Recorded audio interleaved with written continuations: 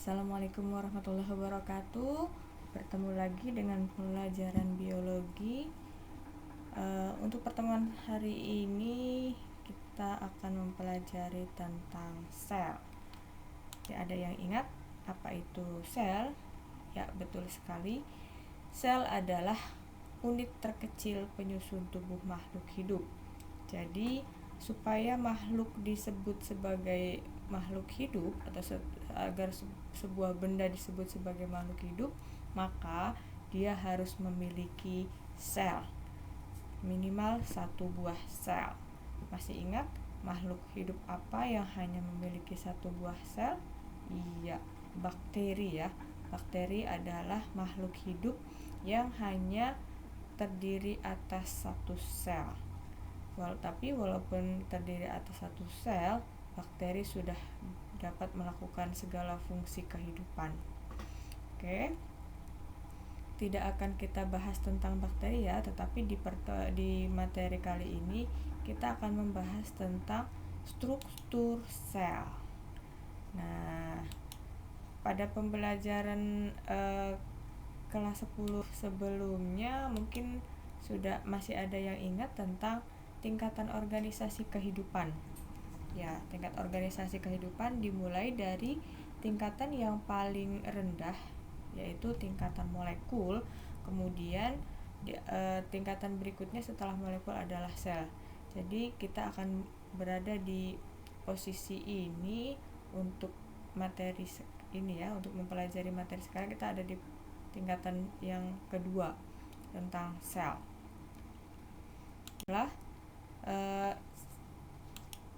Sel itu terdiri atas beberapa komponen penyusun. Nah, diantaranya terdapat komponen kimia atau zat-zat kimia yang menyusun sel tubuh makhluk hidup. Komponen kimia tersebut terdiri atas karbohidrat, protein, lemak, air, vitamin, dan mineral. Itu adalah senyawa-senyawa yang terdapat di dalam sel makhluk hidup. Berikutnya kita akan belajar tentang struktur organel sel dan fungsinya.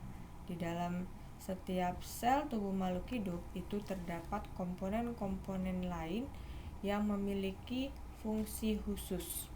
Nah, komponen yang pertama yang terdapat di dalam sel adalah membran sel. Membran sel atau disebut juga selaput sel. Selaput sel ya. Jadi nama lain dari membran sel itu adalah selaput sel. Nah, di sini setiap sel pada makhluk hidup itu terdapat membran sel yang berfungsi sebagai pembungkus sel supaya isi sel itu tidak keluar. Kemudian fungsi dari membran sel yang lainnya adalah sebagai pembatas sel dengan lingkungan luar. Kemudian fungsi membran sel yang lainnya adalah sebagai tempat transportasi zat. Jadi di membran sel inilah zat dari luar maupun dari dalam sel itu akan keluar maupun akan masuk. Jadi di sini membran sel berfungsi sebagai tempat transportasi zat. Nah, di sini bisa kita lihat bahwa membran sel itu terdiri atas dua lapisan ya, lapisan dalam dan lapisan luar. Nah, di sini di lapisan luar sel terdapat protein intrinsik, kemudian ada glikoprotein, ada glikolipid dan protein intrinsik. Sedangkan di bagian dalam bagian sel membran sel bagian dalam itu terdapat protein hidrofilik, ada protein intrinsik, protein intrinsik, dan juga kepala bilayer ekor asam lemak. Nah, adanya dua lapis membran sel ini menjadikan membran sel bersifat selektif permeabel. Apa itu selektif permeabel? Selektif permeabel itu artinya membran sel tidak dapat dilewati oleh semua zat, tetapi hanya zat-zat tertentu saja yang dapat dilewati oleh hanya zat-zat tertentu yang dapat lewat melalui membran sel. Makanya di sini membran sel disebut bersifat selektif permeable. Oke. Kemudian organel yang kedua dari sel adalah nukleus atau disebut juga inti sel. Kalau kalian agak susah menggambarkan inti sel, kalian bisa melihat telur. Pasti semua tahu kan telur ya. Setiap hari mungkin hampir dari kita makan telur. Nah, dari telur kita bisa belajar tentang bagian-bagian sel secara makroskopis. Karena telur unggas yang biasa kita konsumsi seperti telur ayam, telur bebek, atau telur burung gitu, itu adalah contoh dari sel. Nah, untuk kuning telur pada telur tersebut itu merupakan inti sel ya. Jadi kalau kita makan kuning telur berarti itu kita adalah mengkonsumsi inti sel atau nukleus. Nah, di sini di gambar ini bisa kalian lihat nukleus atau inti sel itu memiliki ukuran paling besar di antara organel sel lainnya. Fungsi dari nukleus itu sendiri adalah sebagai pusat pengatur kegiatan sel. Jadi sel kita itu melakukan berbagai macam reaksi, berbagai macam kegiatan itu diperintahkan oleh inti sel atau nukleus. Oke. Berikutnya yang ketiga, organel sel lainnya adalah dinding sel. Nah, ini dinding sel yang bisa kalian lihat yang berwarna hijau tua ya.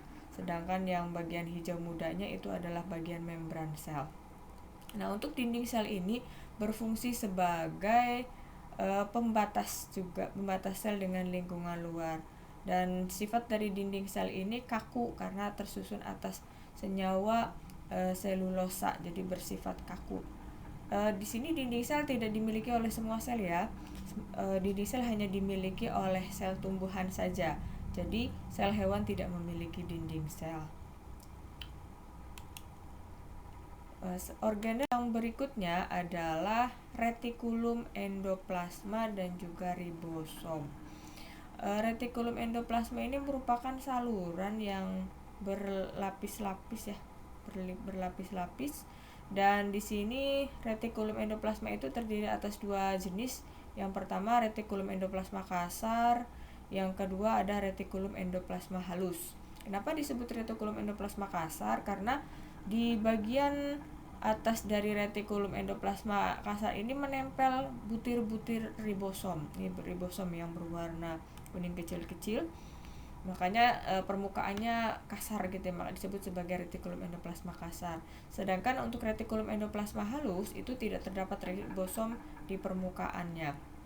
Nah, di sini karena dengan adanya perbedaan struktur ini ternyata mengakibatkan fungsi dari kedua retikulum ini berbeda.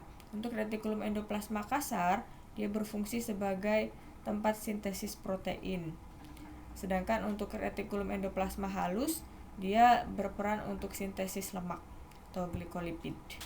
Nah, di sini tadi sudah dibahas bahwa retikulum endoplasma kasar adalah retikulum di mana di bagian permukaannya menempel ribosom. Nah, di sini ribosom yang tadi kita bahas di bagian retikulum tadi itu fungsinya adalah sebagai tempat sintesis protein. Makanya tadi ketika retikulum endoplasma ditempeli oleh ribosom, maka fungsi dari retikulum itu sendiri juga sebagai tempat sintesis protein. Organel berikutnya yaitu badan Golgi. Oh ya, Pak, ini nomornya 6 ya. Badan Golgi ini merupakan seperti tumpukan benang-benang halus. Di sini badan Golgi ini memiliki nama lain yaitu aparatus Golgi atau Golgi kompleks. Nah, di sini aparatus Golgi ini memiliki fungsi sebagai alat pengeluaran atau sekresi kelenjar. Jadi di dalam sel kita terdapat organel sel yang berfungsi untuk mensekresikan zat tertentu. Dan di sini adalah fungsi dari badan Golgi. Organel berikutnya yaitu mitokondria. Ini bentuknya mirip dengan sendal ya. Mitokondria ini merupakan organel penghasil energi. Energi ini diperoleh dari proses respirasi sel. Dari proses penguraian glukosa dengan bantuan oksigen dihasilkanlah energi. Makanya untuk mitokondria ini disebut sebagai house of power atau rumah energi, karena di mitokondria inilah dihasilkan energi sel. Organel berikutnya yaitu lisosom. Nah, lisosom ini hanya terdapat pada sel hewan, tidak terdapat pada sel tumbuhan. Jadi kalau lisosom ini hanya ditemukan pada sel hewan saja. Fungsi dari lisosom adalah sebagai pencernaan intraseluler.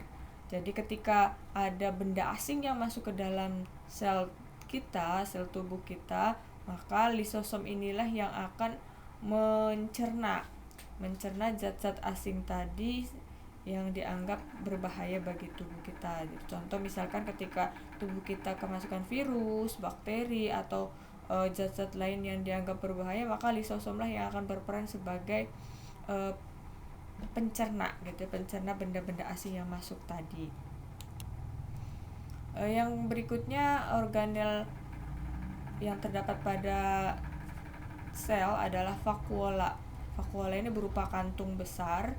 Nah, di sini vakuola ini tidak terdapat pada semua sel, tetapi hanya terdapat pada sel tumbuhan saja. Jadi tidak terdapat pada sel hewan. Fungsi dari vakuola ini adalah tempat menyimpan cadangan makanan. Pada tumbuhan misalkan tempat menyimpan amilum, menyimpan minyak dan lain sebagainya. Yang organel berikutnya adalah plastida. Nah, plastida ini hanya ditemukan pada sel tumbuhan saja ya. Jadi sel hewan tidak memiliki plastida. Karena fungsi dari plastida ini adalah sebagai tempat fotosintesis. Nah, di sini untuk plastida ini terdiri atas 3 macam. Ada berdasarkan pigmen yang dimilikinya, plastida dibagi menjadi 3 macam. Yang pertama adalah kloroplas. Kloroplas ini adalah plastida yang mengandung pigmen warna hijau. Ada leukoplas mengandung pigmen tidak berwarna, dan ada kromoplas. Ini adalah plastida yang mengandung pigmen warna-warni. Jadi penentu pemberi warna bunga, warna daun gitu, itu terdapat pada kromoplas ini.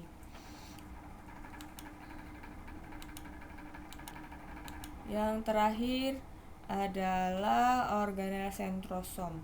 Nah, untuk sentrosom ini hanya terdapat pada sel hewan.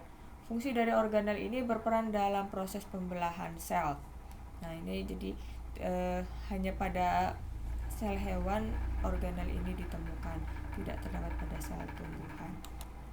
Oke, ini adalah gambar sel hewan dan sel tumbuhan. Jadi terdapat beberapa perbedaan antara sel hewan dan sel tumbuhan. Yang pertama dapat kita lihat dari bentuknya. Untuk bentuk sel hewan ini lebih lebih elastis atau lentur, karena di sini sel hewan tidak memiliki dinding sel. Sedangkan sel tumbuhan lebih bersifat kaku, karena sel tumbuhan ini memiliki dinding sel yang memberi bentuk pada sel tumbuhan. Jadi bentuk sel tumbuhan pun relatif lebih tetap dibandingkan sel hewan. Kalau sel hewan bentuk itu tidak tetap, tidak seperti pada sel tumbuhan karena tidak adanya dinding sel pada sel hewan. Nah, di sini nanti akan ada di sini tabel perbedaan sel hewan dan sel tumbuhan. Yang pertama dari bentuk sel. Pada sel hewan itu tidak tetap, sedangkan pada sel tumbuhan bentuknya tetap. Kemudian perbedaan yang kedua yang ada pada sel hewan dan sel tumbuhan yaitu adanya dinding sel pada sel tumbuhan, sedangkan pada sel hewan tidak ada.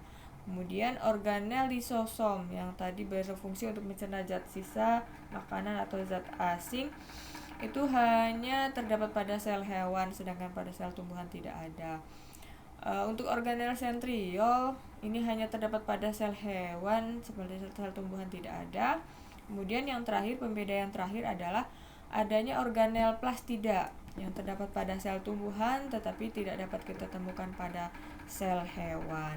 Nah, itu saja materi tentang struktur sel beserta dengan fungsi organel-organel sel. Semoga bermanfaat untuk kita semua. Jangan bosan untuk terus belajar.